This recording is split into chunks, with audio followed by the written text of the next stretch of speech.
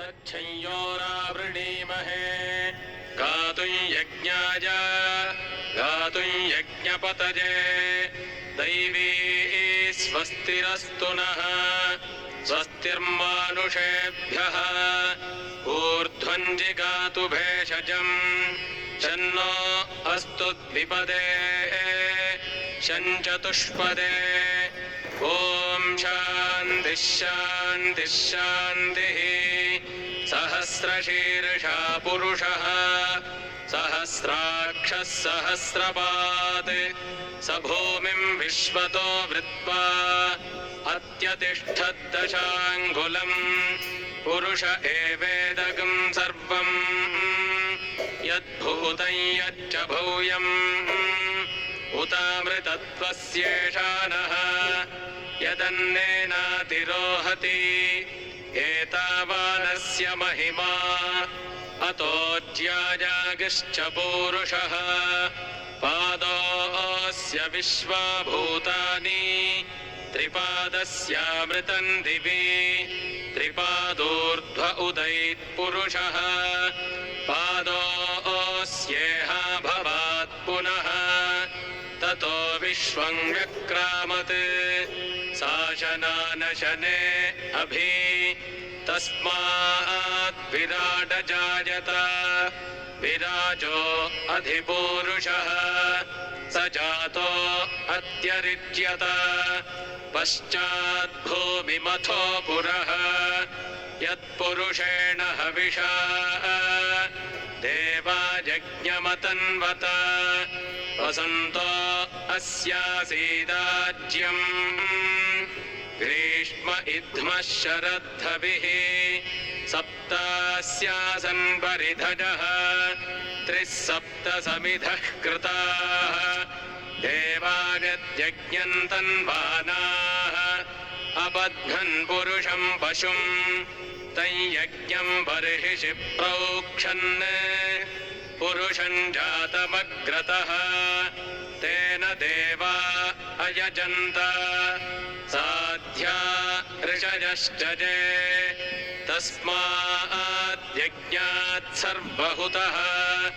सम्भृतं वृषदाज्यम् पशोगस्तागश्चक्रे वायम्यान् आरण्यान् ग्राम्याश्चजे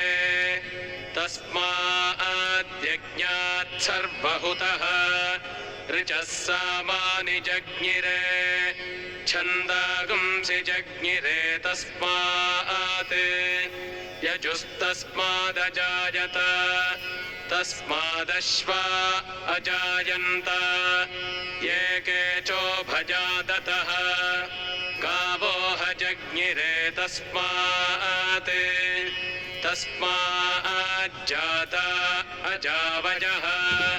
यत्पुरुषं व्यदधुः कतिधा व्यकल्पयन् मुखं किमस्य कौ बाहू कावूरूपादावुच्येते ब्राह्मणोऽस्य मुखमासीत् बाहुराजन्यः कृतः ऊरू तदस्य यद्वैश्यः पद्भ्यागं शूद्रो अजायत चन्द्रमा मनसो जातः चक्षोः सूर्यो अजायत मुखादिन्द्रश्चाग्निश्च प्राणात् वायुरजायत नाभ्या आसीदन्तरिक्षम् शीर्ष्णोद्यौ समवर्तत पद्भ्यां भूमिर्दिशः श्रोत्रात् तथा लोकागम् अकल्पयन् वेदाहमेतं पुरुषं महान्तम् आदित्यवर्णं तमसस्तु पारे सर्वाणि रूपाणि विचित्य धीरः नामानि कृत्वाभिवदन् यदास्ते धाता पुरस्ताद्यमुदा जहार चक्रः प्रविद्वान् प्रदिशश्च तस्रः तमेवं विद्वानमृत इह भवति नान्यः पन्था प्रयनाय विद्यते यज्ञेन यज्ञमयजन्त देवाः तानि धर्माणि प्रथमान्यासन् ते हनाकं महिमानः सचन्ते यत्र पूर्वे साध्याः सन्ति देवाः अध्यः सम्भूतः पृथिव्यैरसाच्च विश्वकर्मणः समवर्तताधि तस्य त्वष्टा विदधद्रूपमेति तत्पुरुषस्य विश्वमाजानमग्रे वेदाहमेतं पुरुषं महान्तम् आदित्यवर्णं तमसः परस्तात् तमेवं विद्वानमृत इह भवति नान्यः पन्था विद्यते जनाय प्रजापतिश्चरति गर्भे अन्तः अजायमानो बहुधा विजायते तस्य धीराः परिजानन्ति योनिम् मरीचीनां पदमिच्छन्ति वेधसः यो देवेभ्य आतपति यो देवानां पुरोहितः पूर्वो यो देवेभ्यो जातः नमो रुचाय ब्राह्मये रुचं ब्राह्मं जनयन्तः देवा अग्रे तदब्रुवन् यस्त्वैवं ब्राह्मणो विद्यात् तस्य देवा असन्वशे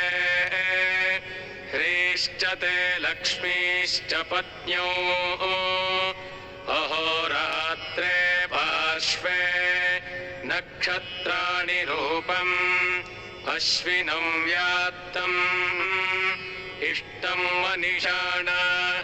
अमुं मनिषाण सर्वं मनिषाण सहस्रशीर्षं देवं विश्वाक्षं विश्वशम्भुवम् विश्वं नारायणं देवमक्षरं परमं पदम् विश्वतः परमान्नित्यं विश्वं नारायणगुं हरिम् विश्वमेवेदं पुरुषस्तद्विश्वमुपजीवति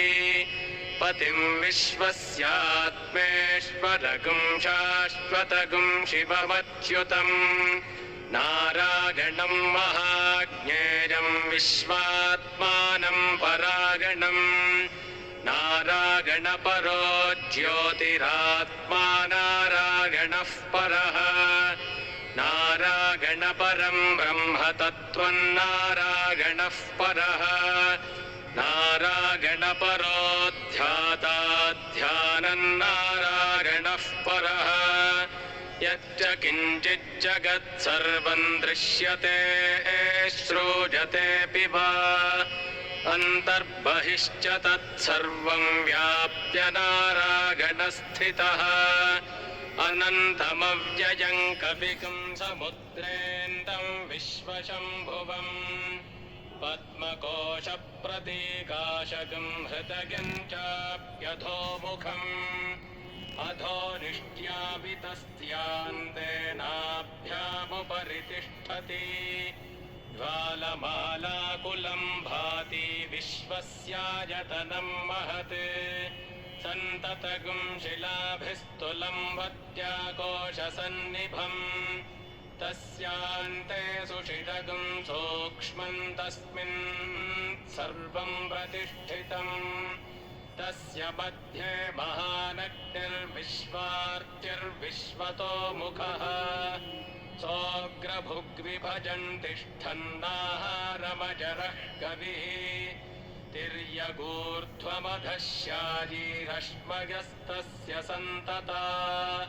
सन्तापयति स्वं देहमापादतलमस्तकः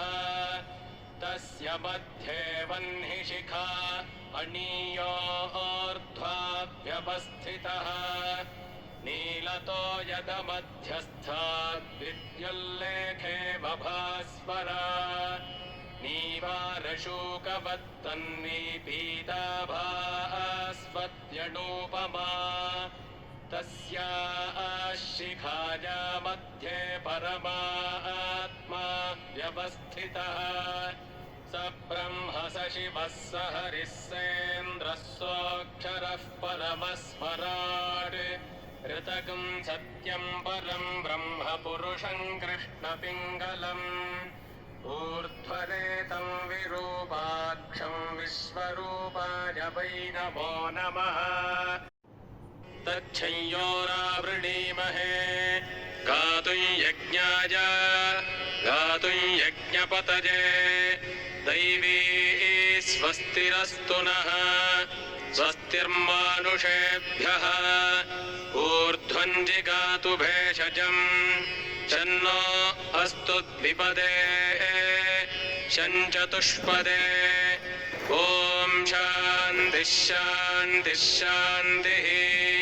सहस्रशीर्षा पुरुषः सहस्राक्षः सहस्रपात् स भूमिं विश्वतो वृत्वा अत्यतिष्ठद्दशाङ्गुलम् पुरुष एवेदगं सर्वम् यद्भूतं यच्च भूयम्